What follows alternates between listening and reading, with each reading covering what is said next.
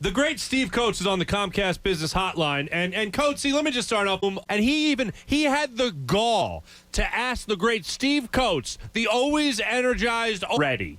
And I'm sorry, Steve. Well, yeah. On to this. Let me just go with this. All right. Yeah. Pat Egan is disappointed every time I get on the air because he has me in his death pool. Oh my God. So how would I have to react to anything that Pat Egan said to me? Obviously, a guy that was in a terrible elevator accident because he's only about 4'2". So, a man that's got a lot of energy. I mean, he's got a lot of energy. So it's an honor to get up in the morning to find out that I've cost him money in his death pool. Oh, that's just So, Coatesy, let's make it official. First question: are you alive? Feel good. There Thanks we go. very much, All right. Mark. Feel good. Coatesy, it's always great talking to you, my man. That's all. That's the interview. That's all we want to know. That's it. That's it. That's great. Thank you. Coatesy, we got this huge playoff game tonight. There's been 2 games that the Flyers just haven't been able to get control of in this series. It was obviously Game 5, and then obviously it was Game 2 as well.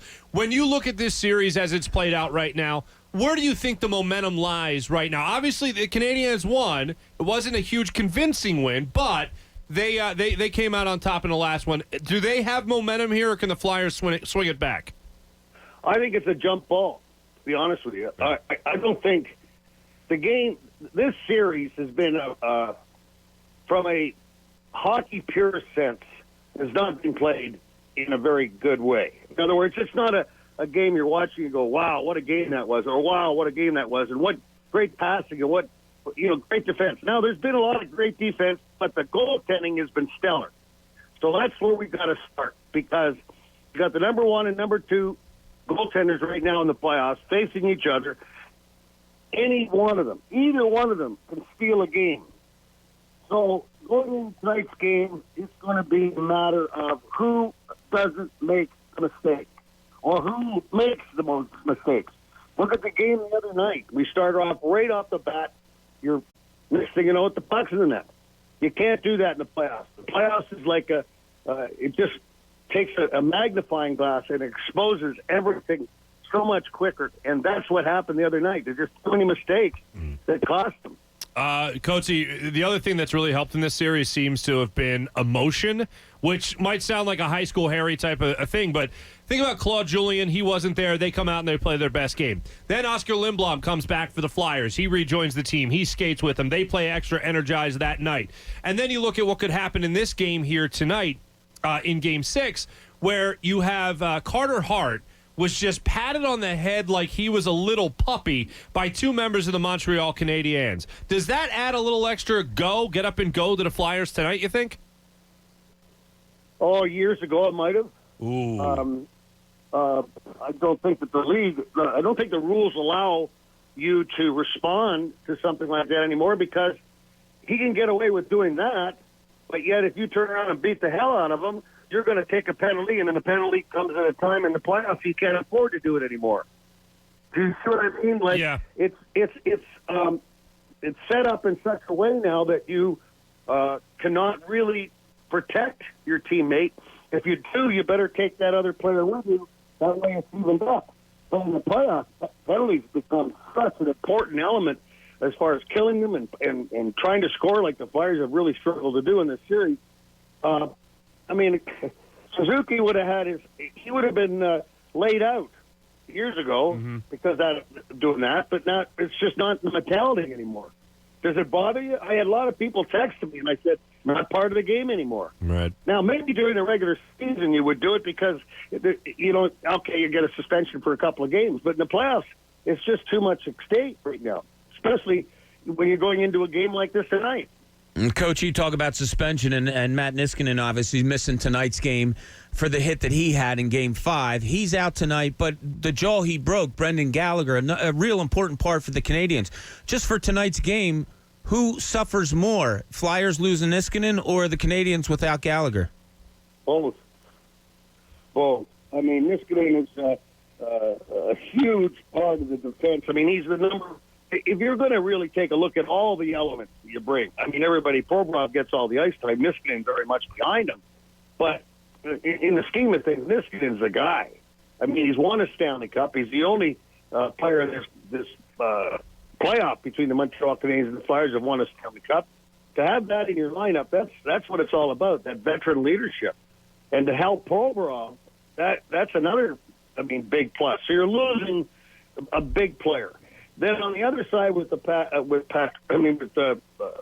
Gallagher, is that you look at his numbers. He leads the Montreal Canadiens in shots. He wasn't really scoring a lot, but he's a guy. He's an energy guy. He's in your ear all the time. We watched him the other night, still bleeding from the mouth, screaming at the bench.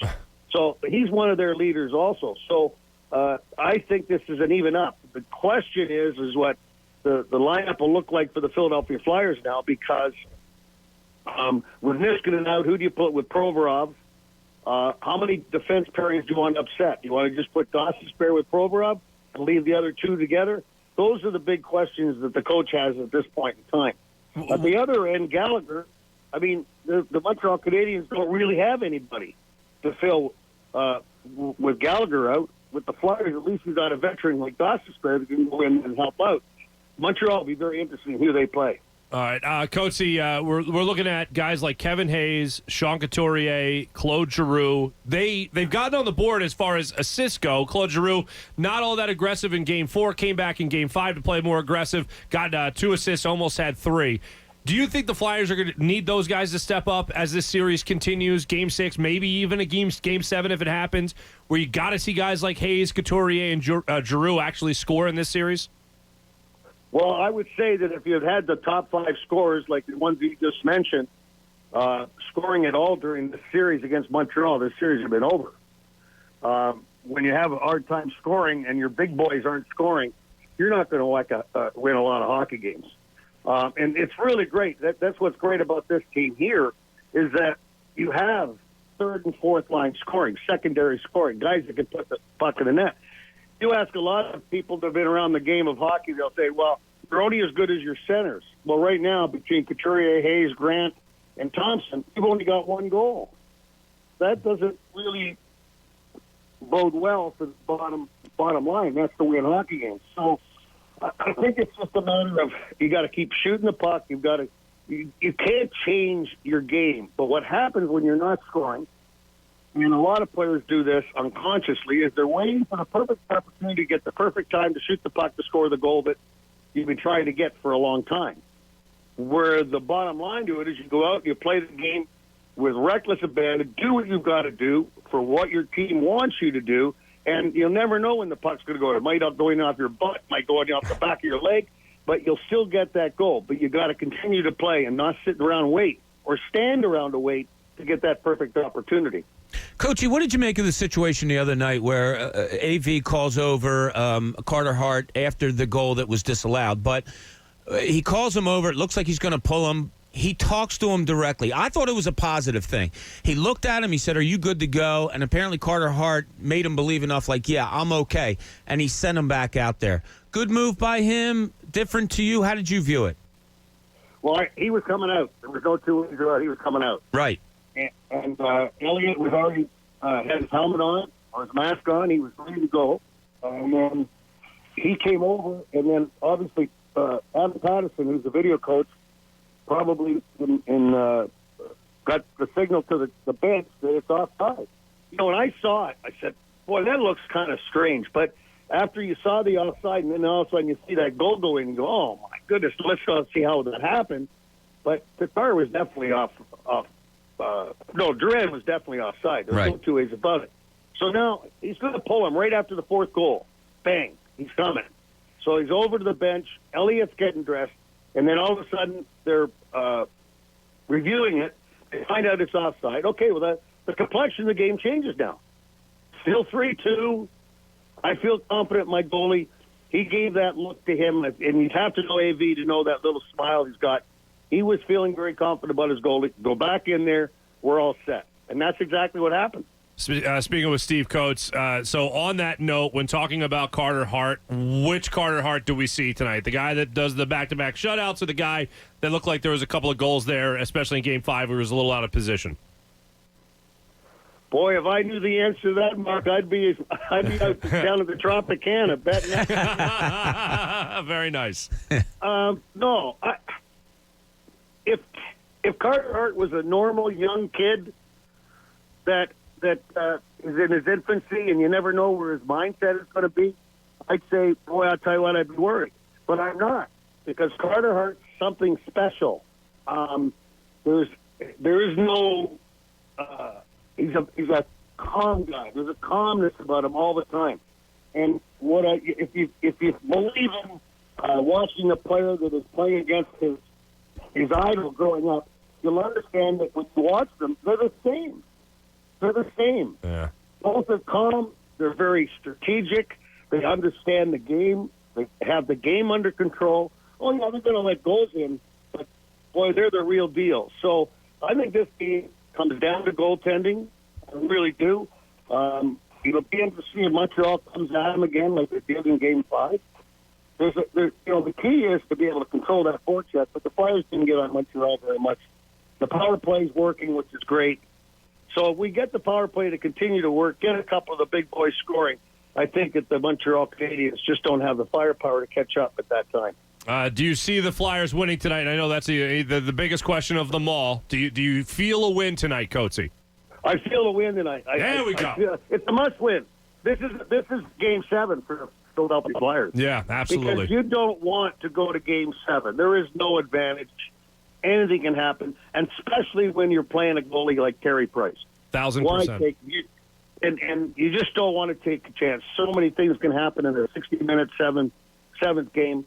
Winner takes on the New York Islanders, so we'll see what happens. Well, Coatsy, it's always great catching up with you, and it's great to know that you're alive and well, my friend. Screw that Pat Thanks Egan very fella. much. Pat Egan will keep you up to date on that, Mark. Thank you very much. Coatsy, thanks so much, brother. Talk to you soon. Okay, safe. Thanks, All right, Coachy. Take it easy. Look how great a guy is Steve Coates. He's still alive. To call Pat out for having Coatsy in his Deadpool. First off, what kind of sick maniac are you, Pat Egan? It's a personal question that I don't feel comfortable answering at the moment. Well, I think Coatsy just outed you for it. That was great. Mark Farzetta with Bob Cooney and Jamie Lynch. Mornings on 97.5 The Fanatic. Philadelphia.